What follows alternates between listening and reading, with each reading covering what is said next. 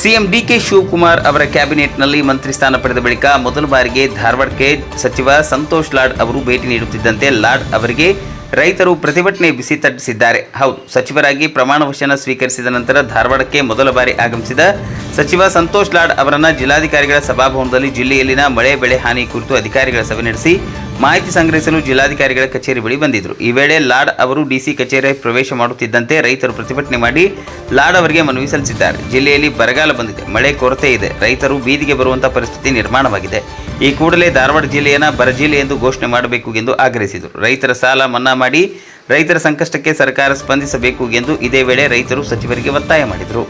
ಸಂತೋಷ್ ಲಾಡ್ ಸಾಹೇಬರಿಗೆ ಇವತ್ತ ನಾನೊಂದು ರೈತರ ಕಷ್ಟ ಸಂಬಂಧ ಇವತ್ತು ನಮಗೊಂದು ಸಂತೋಷನೂ ಐತಿ, ಒಂದು ಸಾವಿರ ಕಷ್ಟನೂ ಐತಿ ಇವತ್ತು. ಅದಕ್ಕಾಗಿ ಸಾಹೇಬರ ನಾನು 20,000 ಎಕರೆ ಹರಿದವ್ರು ನಾವು ನೋಡು ತಾಲೂಕಿನಾಗ ಇವತ್ತಿನ ಮಟ್ಟವನ್ನು ಯಾರು MLA ಬಂದಿಲ್ಲ, ಯಾರು DC ಅವ್ರು ಬಂದಿಲ್ಲ, ತಹಸೀಲ್ದಾರ್ ಬಂದಿಲ್ಲ, ಯಾರ್ಯಾರು ಬಂದಿಲ್ಲ ಇವತ್ತಿನ ಮಟ್ಟಿಗೆ ನಮ್ಮ ರೈತರ ಕಷ್ಟ ನೋಡಕ್ಕೆ.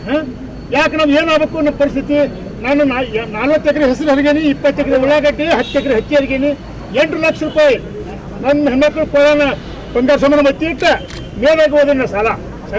ನಾನು ದಿನ 6 ಕೇಳೋಣ, ನಾನು 5 ಮಿನಿಟ್ ನೀವು ನಾಳೆ ಶಿರೂರಿಗೆ ನೋಡು ತಾಲೂಕಿಗೆ ನಮ್ಮ DC ಸಾಹೇಬರು, ನೀವು AD ಸಾಹೇಬರು, ಕೃಷಿ ಸಾಹೇಬರು ಒಟ್ಟರು ವಿಸಿಟ್ ಕೊಡ್ಬೇಕು ಸರ. ನನ್ನೊಂದು ಒತ್ತಾಯ ಈಗ ನಮ್ಮ ಸಾಹೇಬ್ರು ಹೇಳಿದ್ರು, ಇಲ್ಲ ನಮ್ಮ ಸಾಹೇಬರಿಗೆ ನಮಗೆ ಇದೈತಿ, ನಾವು ಭೇಟಿ ನಮ್ಮ ಸಾಹೇಬ್ರಿಗೆ ಮನವರಿಕೆ ಮಾಡ್ಯಾವಕ್ಕೆ ಅಂತೇಳಿ ಸರ್ ಹೆಸರು ನಂಬಿ ತಂಡ ತೋರಿಸಿ ಸರ್ ಶುರು ಮಾಡಿ ದಯವಿಟ್ಟು ವಿನಂತಿ.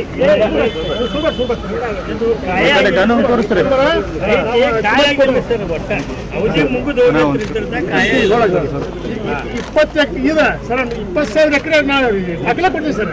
ಬ್ಯಾಂಕ್ ಶುರು ಹೆಸರು ಬೀಜ ಕೊಟ್ಟಿರಿ, ಗೌರ್ಮೆಂಟ್ ಕೊಟ್ಟದ್ದು ನಾವು ತೊಗೊಂಡು ಬಿತ್ತೇವೆ, 2 ಚೀಲ ಗೊಬ್ಬರ ಹಾಕ್ತೇವೆ, 2 ದಂಧೆ ಮಾಡ್ಕೊತೇವೆ ವಿನಂತಿ ಎಲ್ಲರಿಗೆ.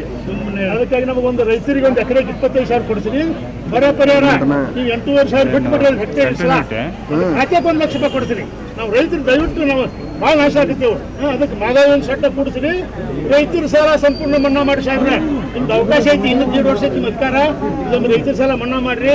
ನಮ್ಮ ರೈತರ ಮಕ್ಕಳು ಕಡಿದು ಹೇಳ್ತೇನೆ ನಾನು, ನಮ್ಮ ರೈತರ ಮಕ್ಕಳಿಗೆ ಹೆಂಗೆ ಕೊಡೋದೊಂದು ದೊಡ್ಡ ಸಮಸ್ಯೆ ಆಗೈತೆ ಎಲ್ಲರಿಗೂ.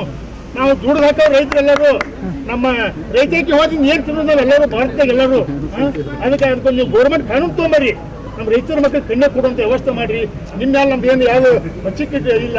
ಅದಕ್ಕೆ ದಯವಿಟ್ಟು ನೀವು ನಾವು ಯಾವಾಗಿದ್ರು ಒಂದು ನಾನು MP ಎಲೆಕ್ಷನ್ ಮಾಡಿದ್ರು ರೈತ ಮುಖಂಡ, ನಾವೆಲ್ಲ ನಿಮ್ಮ ದಾಡಿ ನಿಮ್ಮ ಕೂಡ ನಾವು ಇರ್ತೇವೆ. ಅದಕ್ಕೆ ದಯವಿಟ್ಟು ನಾಳೆ ಶಿರೂರಿಗೆ ಬರ್ಬೇಕಂತ ಮಾತು ಕೊಡ್ಬೇಕು, DC ಅವ್ರಿಗೆ ಬರ್ಬೇಕು ಸರ್. ಇನ್ನೊಂದ್ರಿ ಮೊನ್ನೆ ಮಂದಿ ಈ ರೈತ ಸಂಘದವರು ಹೋಗಿ